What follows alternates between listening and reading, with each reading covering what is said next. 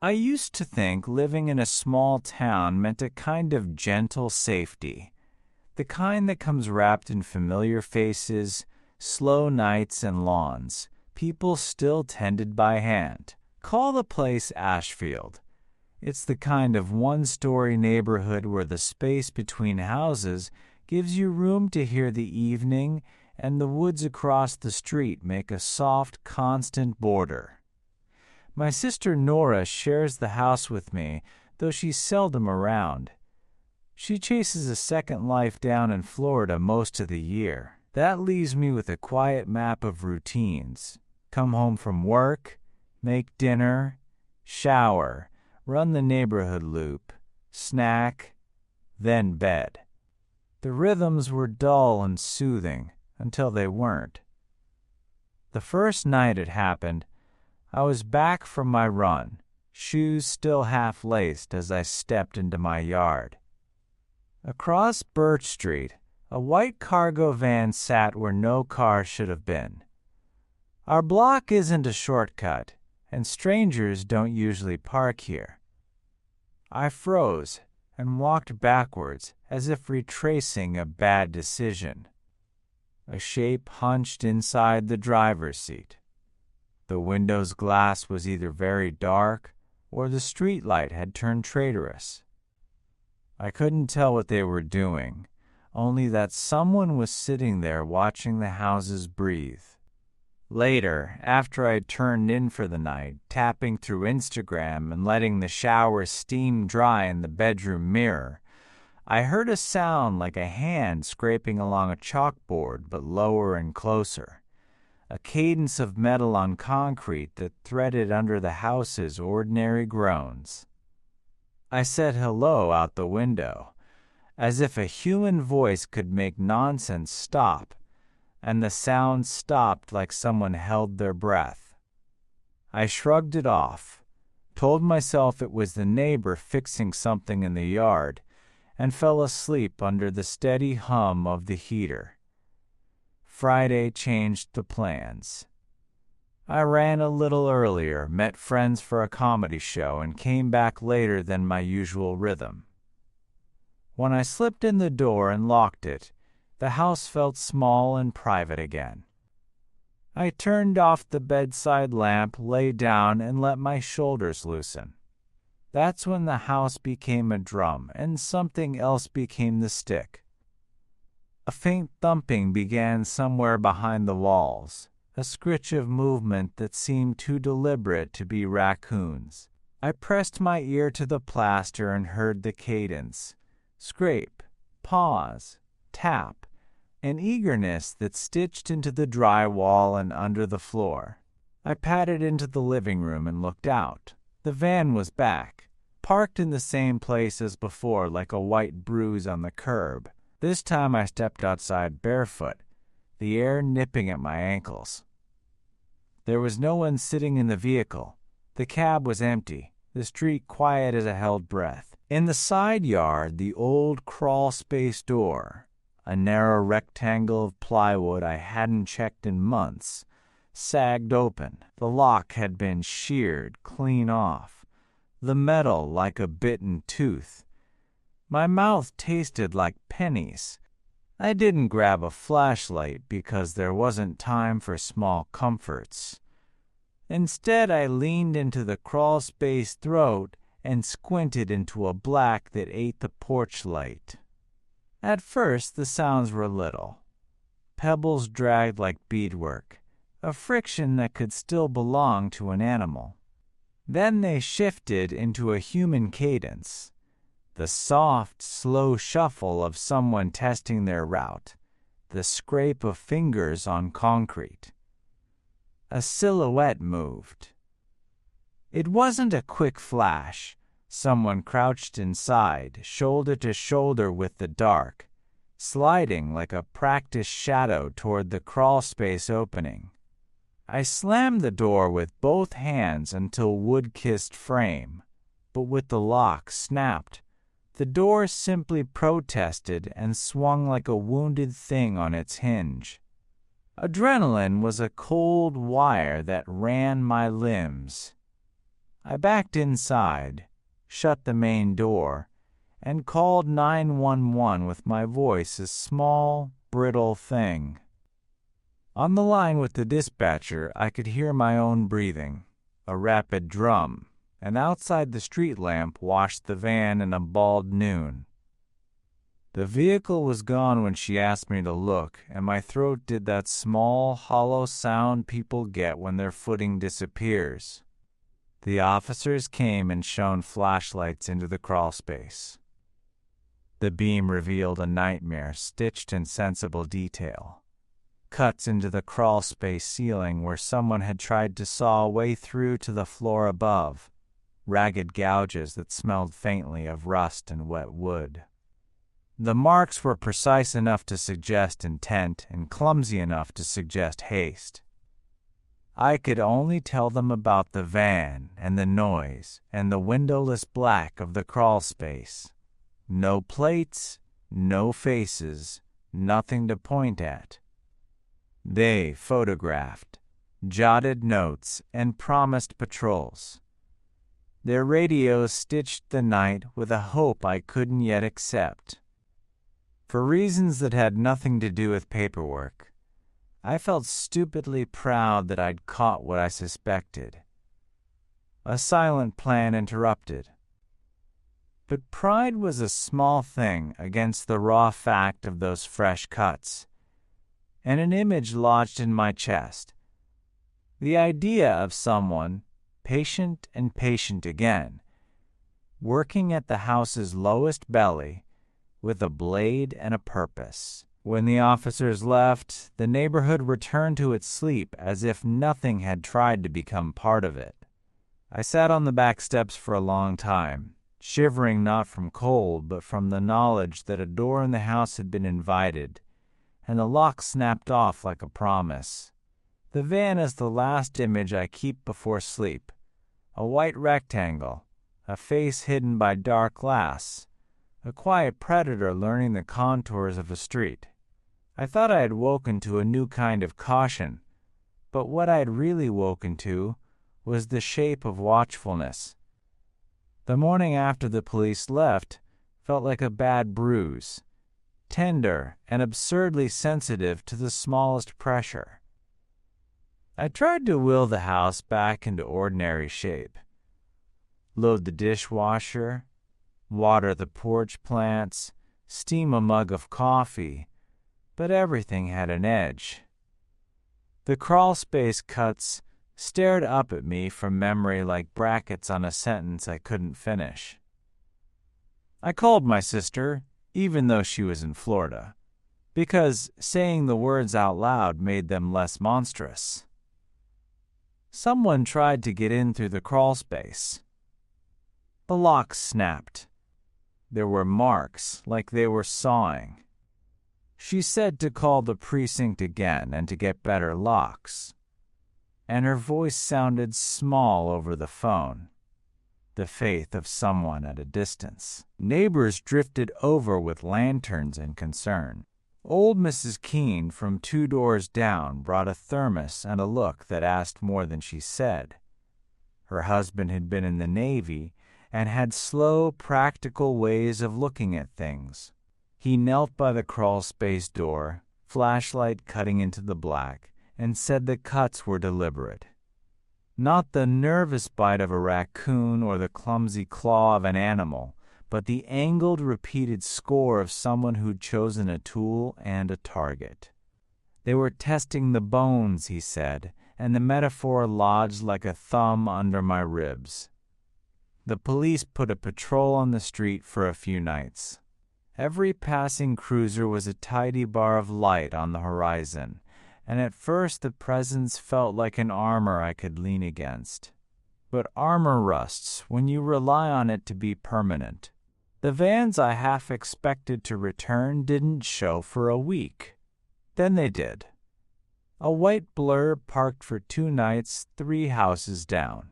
A small, patient menace that slid through the evening like a cold thing looking for a seam. Once I tried to follow it with my car, and I lost sight of it at a 4-way. When I pulled up, The white van was gone as if it had melted under the street lamp.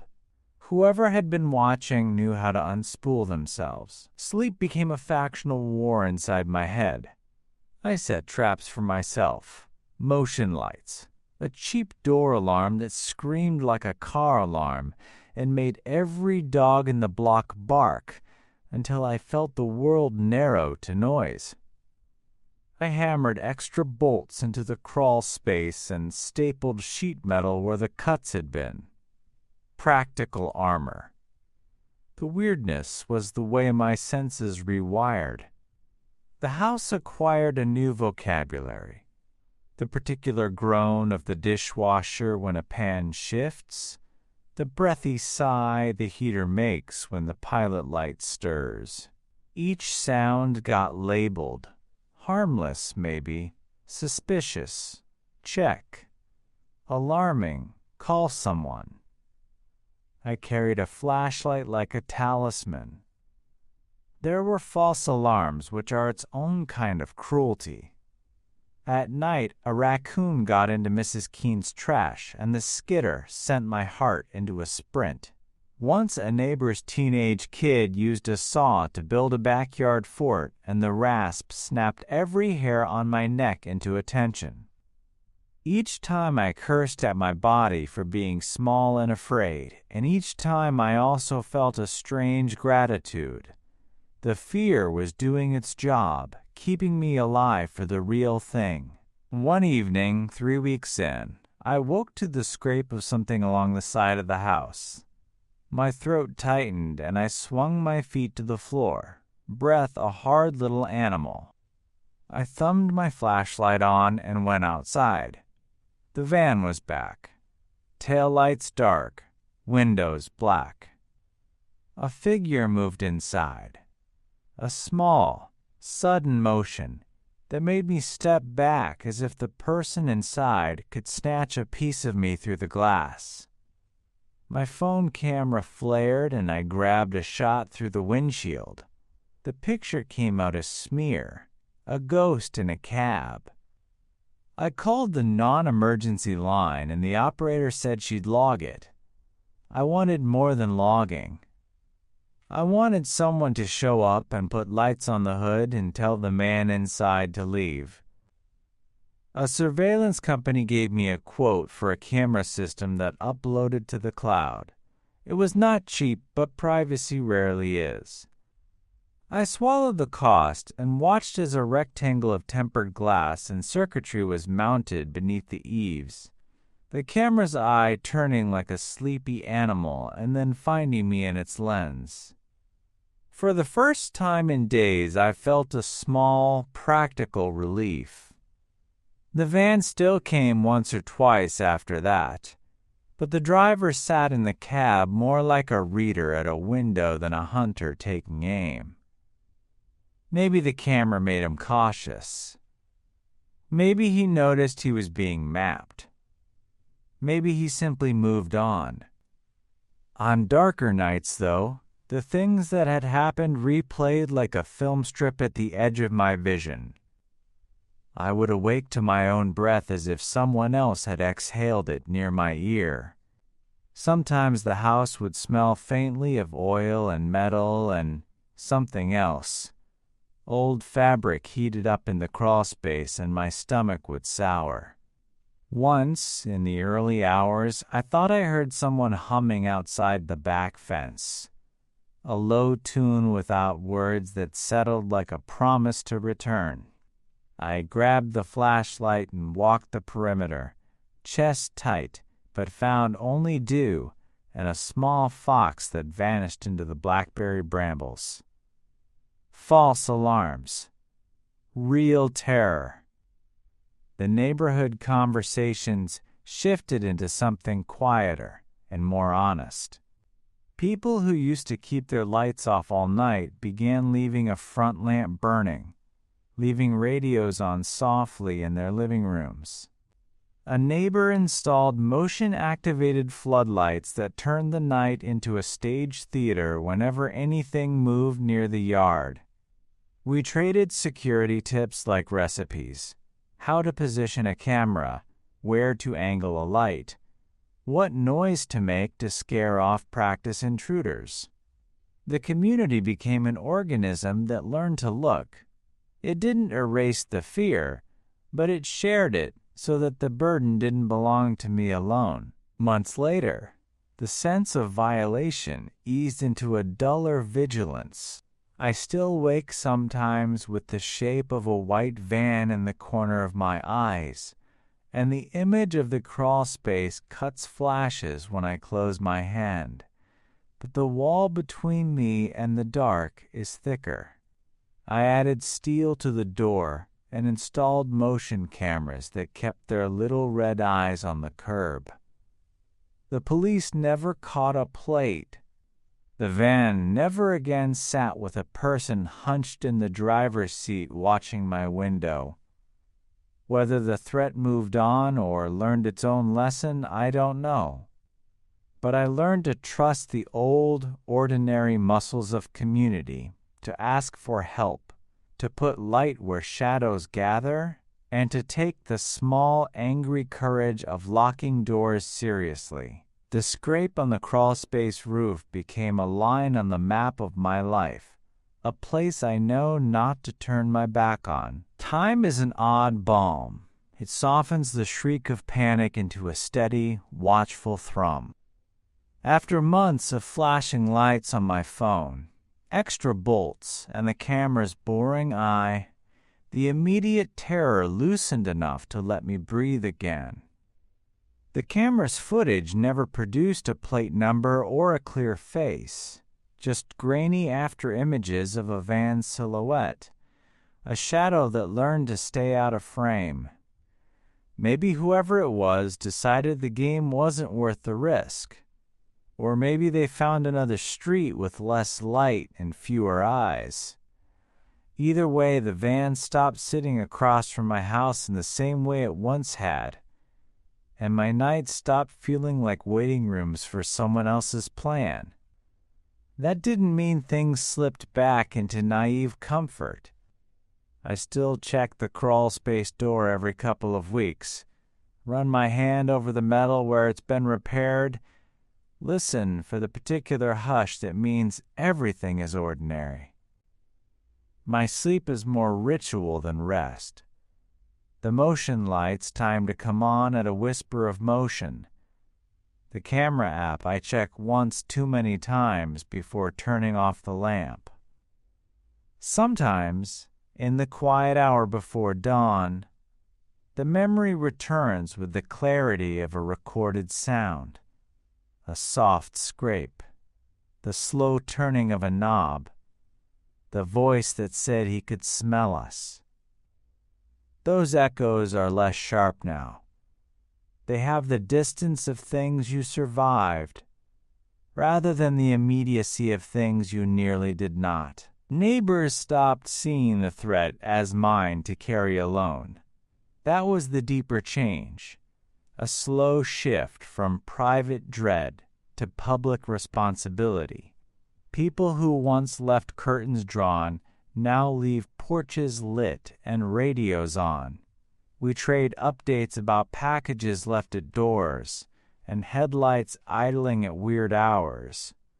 When someone spotted a suspicious van a few streets over soon after my incident, it didn't take long for multiple calls to be made. The neighborhood had become an organism alert to its edges. It had learned to speak in a louder tone. The shared attention didn't stop fear from existing, but it made fear less isolating. There were small, concrete victories that mattered more than I expected. A friend installed a motion sensor lamp for the yard for me as a surprise.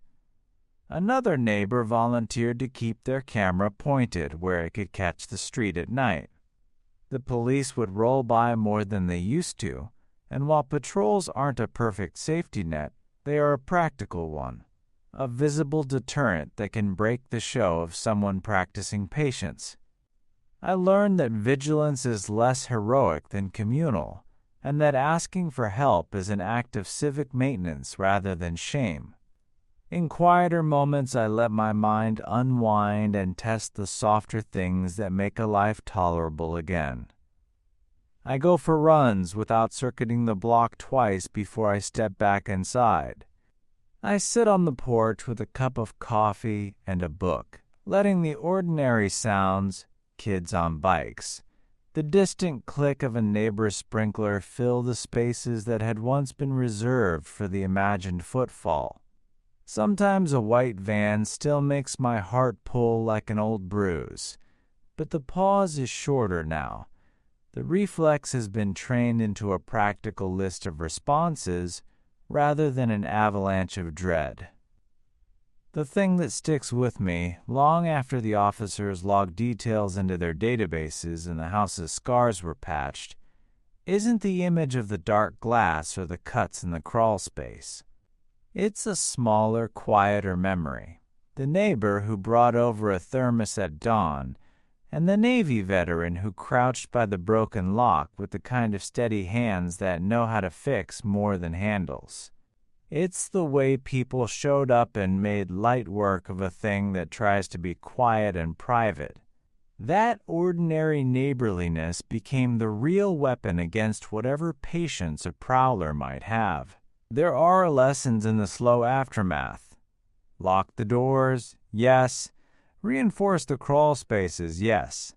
Spend a little money on cameras and lights, yes. But the larger lesson is to tell someone when your life bends into something that feels like a plan being directed at you.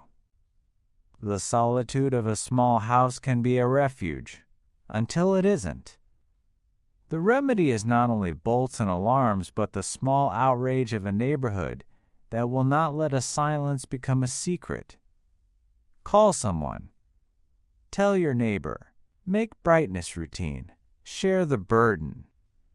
The last image I carry is not of glass or metal, but of light.